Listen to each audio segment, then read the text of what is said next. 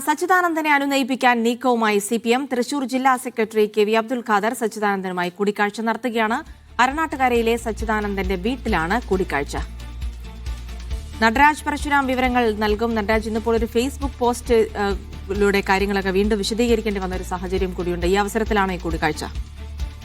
ശരിയാണ്, തുടർപഠനം ആവശ്യമില്ലെന്ന സച്ചിദാനന്ദന്റെ പ്രസ്താവന സിപിഎമ്മിനെ വലിയ രീതിയിൽ പ്രതിരോധത്തിലാക്കിയിരുന്നു. തുടർപഠനം അഴിമതിയിലേക്കും ഭരണ കേന്ദ്രീകരണത്തിലേക്കും അധികാര കേന്ദ്രീകരണത്തിലേക്കും ഒക്കെ തന്നെ നയിക്കുമെന്ന് സച്ചിദാനന്ദൻ കഴിഞ്ഞ ദിവസം പറഞ്ഞതാണ്. ഇത് അദ്ദേഹത്തിന്റെ അഭിപ്രായം മാത്രമാണ് എന്ന് സിപിഎം പറയുന്നുണ്ടെങ്കിലും സിപിഎമ്മിന് സച്ചിദാനന്ദനെ പോലെ ഒരു ബുദ്ധിജീവിയിൽ നിന്നും എഴുത്തുകാരിൽ നിന്നും ഇത്തരം ഒരു പ്രസ്താവന വന്നത് ചെറിയ കാര്യമല്ല, തിരിച്ചടിയായി തന്നെ കരുതപ്പെടുന്നുണ്ട്. അതിനിടയിലാണ് ഇപ്പോൾ സിപിഎം തൃശൂർ ജില്ലാ സെക്രട്ടറി കെ.വി. അബ്ദുൽ ഖാദർ സച്ചിദാനന്ദനെ അദ്ദേഹത്തിന്റെ അരണാട്ടുകരയിലെ വീട്ടിലെത്തി സന്ദർശിക്കുന്നത്. 10 മിനിറ്റ് മുമ്പാണ് അദ്ദേഹം അരണാട്ടുകരയിലെ വീട്ടിലെത്തിയത്. ഈ വിവാദമായ പരാമർശം ഉൾപ്പെടെയുള്ള പല കാര്യങ്ങളും ഇരുവരും തമ്മിൽ ചർച്ച ചെയ്യുന്നുണ്ട്. അല്പസമയത്തിനകം ചർച്ച പൂർത്തിയാക്കി കെ.വി. അബ്ദുൽ ഖാദർ മടങ്ങുമെന്നാണ് അറിയുന്നത്.